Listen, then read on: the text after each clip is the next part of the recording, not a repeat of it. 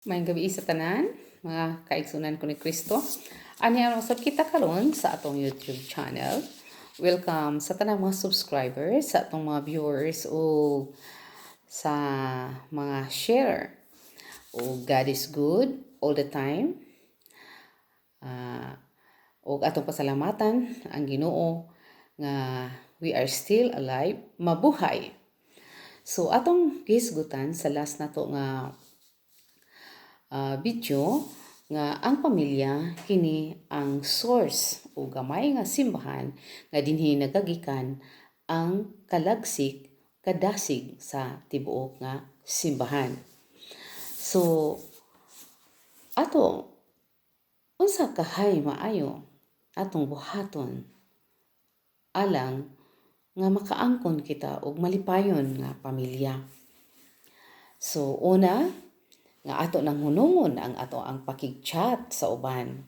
Ilabi na kung dili maayo nga kapuntahan. Kawas lang kung mga message nga alang sa ika-lambo sa kinabuhi. Dili kay ikaguba sa kinabuhi. So hunungon nato ang pakig-chat ngadto sa uban. O ikaduha nga ato na usab stop kung aduna man gani mga motibo nga dili maayo nga mopakita. Dili unta kita kiligon kun dili ato pang istoryahan nga ako may asawa na og mga anak. Ug kun aduna usay problema ang magtiayon, kailangan nga istoryahan. Dili kay ipaagi sa away, kundi ayuhon pag-istorya o pangitaan og maayo nga solusyon nga ikalambo diha sa tibuok panay. Ug pagka makanunayon nga maunungon o pagka matinud-anon. Kung anaan na kanato ang pagkamaunungon, wala nang hahanapin pa ang pamilya. So, hapsay usab ang pagpuyo sa usa ka pamilya kung anaa ang pagrespeto sa usag-usa o pagsalig. Ug ingon man dili mag-away nga nagtungod sa kwarta. Dili nato awayan kay ang Dios muhatag kanato mga blessing. Ang mga tao nga walang pera binigyan ng Diyos sobra-sobra pa. Ang mga tao nga walang pera binigyan ng Diyos sobra-sobra pa.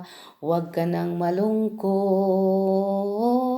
oh praise the Lord. Dili na nato awayan kay ang Ginoo mubukbuk kana nato og blessing.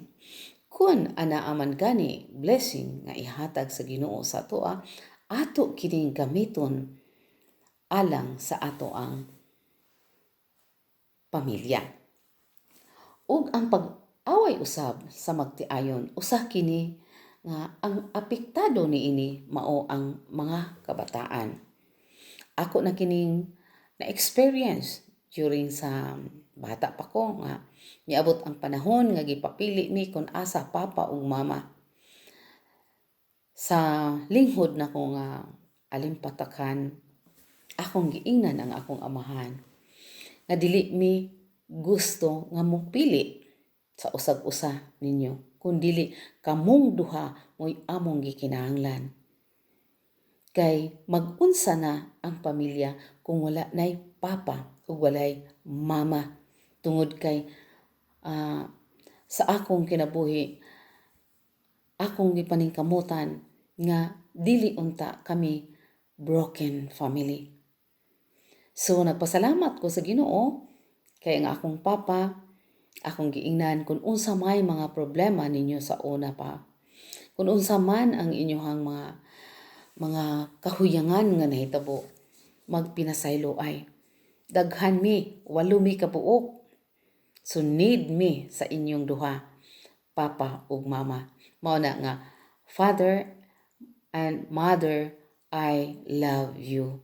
Nga ang pamilya, naa jud ang papa, mama ug ang mga anak nga moingog I love you sa mga ginikanan.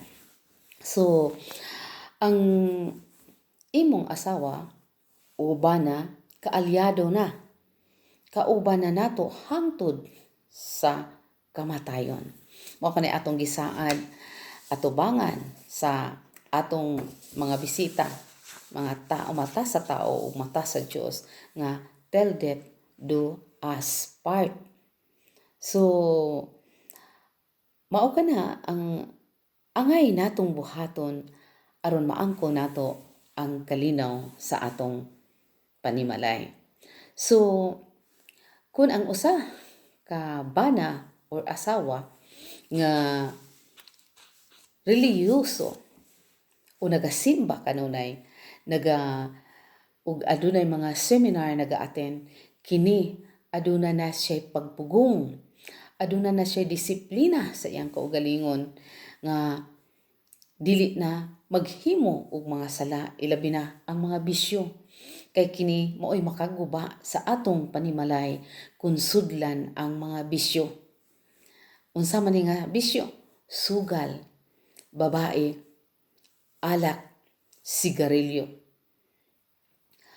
Kini makaguba tungod kay ang sigarilyo makapamubo sa kinabuhi. Atong gihunusan o ginayhinay ang atong kinabuhi, ilabi na usab ang pag-inom nga sobra-sobra. Pwede mo inom, moderate lang. Dili kay hutdon hangtod lang makahurot og upat ka case nga sige nga ilimnon. So, dinha na ang pagpugong kung ang bana o asawa anaa na sila sa simbahan nagalihok ug ngayo og panabang sa Ginoo.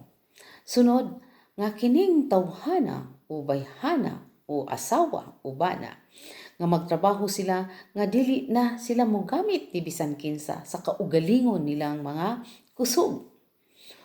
Alang usab dili lang kay sa ilang personal o personal nga kaayuhan, kundi alang usab sa uban o makaamgo na sa hingpit na nga once nga pamilyado na ta, i-focus na nato diha sa atong pamilya kay kini ang usa ka mission nato.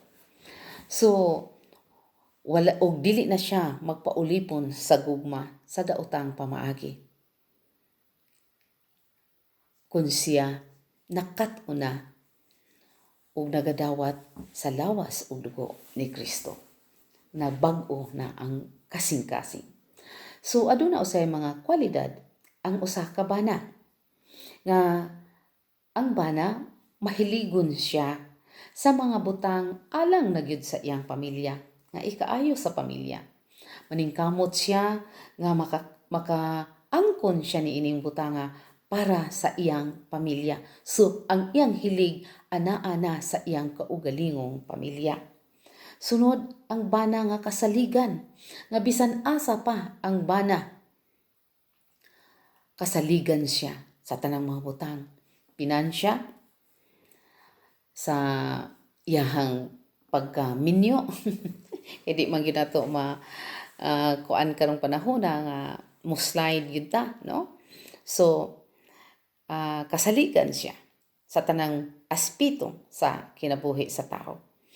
O anaa siya alang sa kabataan nga bilang papa, kanunay na siya nga ihatag ang iyang time ngadto siyang mga anak. Mainumdum ko sa among papa nga siya mo imong ingoko namo, musudlay namo, ihaming pangliguon, ihaming pangkuon ang mga buhok dahil namong eskwela.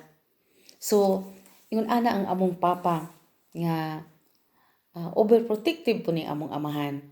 So, siya anaa kanunay sa iyang mga kabataan kung wala siya trabaho. Sunod, maluluyon. Nga maluluyon na kita diya sa tong pamilya nga kung kinsa tong makasala atong kaluy-an ang atong mga anak, dili nato kasab-an, dili nato istoryahan og mga masakit nga pulong, kundili pulong sa Dios nga atong ihatag ngadto sa atong mga kabataan. Sunod, ang kwalidad sa usa ka bana nga aduna siya makahibalo siya mo sitol og mga diferensya. Kung dunay mga diferensya diha sa atong pamilya, makakita din siya og pamaagi unsaon kini pagsulbad. Dayon maunungon sa ato nang giingon, maunungon, matinud-anon ug masaligan gyud siya.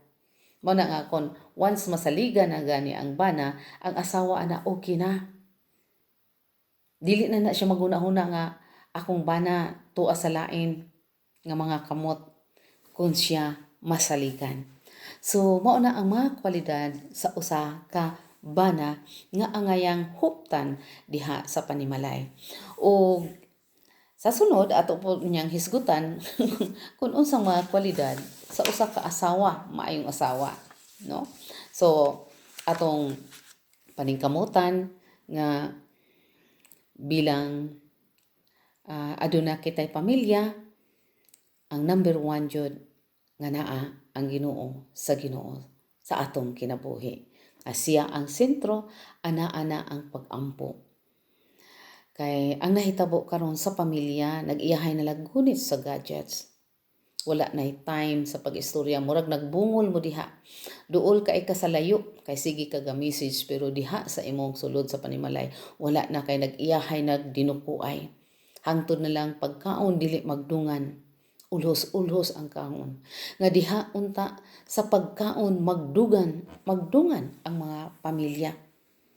Kay aron dinha pagkahisgutan, istoryahan kung unsay angayang istoryahan sa tibuok banay ug anaa ang pag-ampo kanunay sa diha sa dili pa magkaon ug sa humana nga pagkaon, sa pagkatulog ug sa pagmata. Ug aduna untay prayer gyud nga naa sa atong panimalay. Kay once anaa na ang prayer, mamunga kini og kalinaw, gugma o pagserbisyo na ngadto sa usag-usa nga puno sa kaluoy nga kung kinsa tong masipyat kay huyang mangyud ang tao, tabangan siya pagbalik ngadto sa Dios. Mao nang mga kaigsuonan ko ni Kristo, ang gadgets maayo apan i-control nato, ilabi na ang atong mga kabataan karon, mga gagmay natong mga bata nga naa na nagsigi na lang og naa sa cellphone tungod ni ining mga games ug hangtod nga ang atong mga kabataan peligro sa ilahang health tungod sa kalinghod pa sa ilahang pangisip. So paningkamutan nato mga kaigsuonan ko ni Kristo nga kita bilang ginikanan, amahan, inahan, nga magtambayayong kitang tanan alang sa nga makaangkon kita og pamilya nga hiniusa sa Dios. Kay ang pamilya nga once ang pamilya diha sa atong katilingban mga renewed na, wala nay problema ang atong community kung ang tanan renewed na. So, maayong gabi ug daghan kay salamat mga kaigsuonan ko ni Kristo.